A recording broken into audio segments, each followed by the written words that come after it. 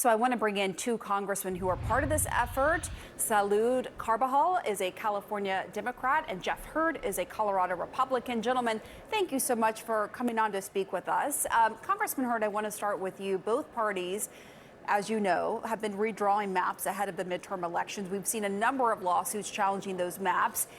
Is this a matter for Congress to decide or the courts, in your view? I think it's important for both to be looking at, but certainly in Congress we have a role. Article 1, Section 4 specifically says Congress has a role with respect to elections, and we need to make sure that it is voters choosing their politicians, not politicians choosing their voters. And that's why we as Republicans on my side and Representative Carbajal on the Democratic side are coming together to look at ways that we can restore and increase trust in our electoral system here in Congress. Congressman Carbajal, gerrymandering is almost as old as our nation's political system. Why is reform needed now, in your view? Well, we've seen the recent redistricting wars that have resulted in our country, and certainly that's a race to the bottom. And we've seen how redistricting has gone in the past decades, and it's become extremely hyper-partisan. And we really need to look at a framework that would create a uniform standard for the whole country, and in a way that brings everyone to the table, makes it transparent, and creates a more fair process where you don't have the extremes, the left or the right, constantly vying for these seats and only appealing to a small group of universe of people. We need people to adhere to a broader sense of our communities and get rid of this hyper-partisan gerrymandering that has gone on for decades. Right, and Congressman Hurd, as you know, the Constitution says elections and so forth are left up to the state. You've seen the courts allow some of these states to go ahead with their redistricting efforts. So what do you do about that when some of this redistricting has already happened just recently? Well, certainly this is something that's ongoing. We need to address it here on the congressional level, just because I'm worried if we don't, we're just going to have this continuing retaliation back and forth every 2 years. It's not good for us as an institution to constantly be changing these boundaries every 2 years. But more importantly, it's not good for the people that we represent. We don't know if we don't know who we're going to be representing in 2 years, how can we possibly learn our districts? How can we effectively work on behalf of the people we represent? It's not good. It also erodes trust in this as an institution. And when voters don't know who their representative is going to be, it's going to be difficult to work with them. So it's something that we need to be addressing as Congress. We should have been doing it earlier, but here we are right now. And that's why I'm glad that as Republicans and Democrats, we're coming together to work on this issue. All right, I want to turn to some other news of day. Congressman Carbajal, CNN has learned that House Speaker Mike Johnson has been at the White House. He's expected to discuss Congress's looming crisis over expiring surveillance powers, that's known as FISA. Democrats are refusing to back the measure unless Trump pulls Bill Pulte as his acting director of national intelligence. You've spoken out against Pulte. Tell us about your view on this. Would you also withhold your vote on FISA? Well, I think that's what negotiations are for, working together to find common ground to make sure that the best measure moves forward, one that we can all have confidence in terms of our privacy, in terms of our rights and due process. And I believe that at the end of the day, as long as we adhere to good faith negotiation, we're going to have a good product. And it's important we do that because our national security is at stake. What about you, Congressman Hurd? Some of the Republicans in the Senate who didn't vote for this cited warrantless surveillance of Americans as part of their issue. Where are you on this issue?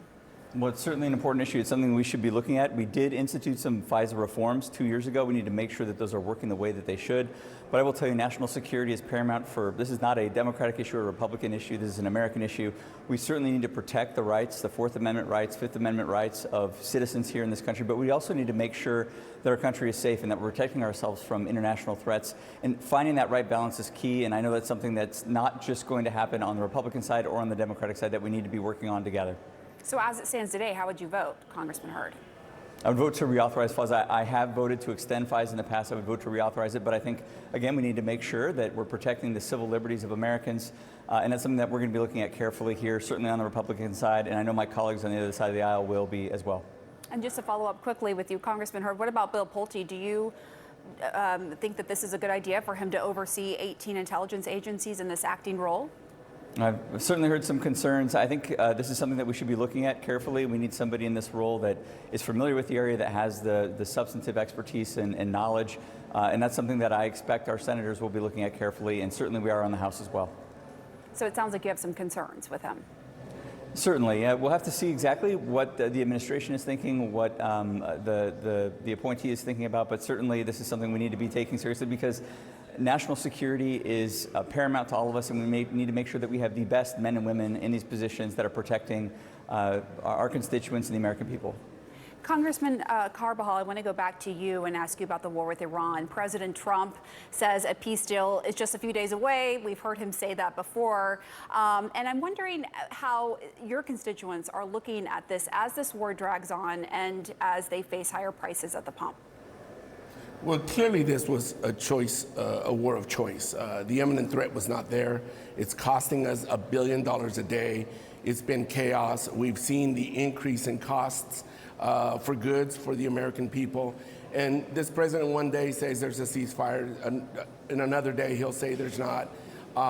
It's so chaotic, it's hard to believe anything that comes from this administration. It's really unfortunate because it makes our job here as members of Congress challenging to be able to move forward legislation. We recently passed the War Powers Act, which I think sends a powerful message to this president that the American people do not want this, and Congress is very concerned.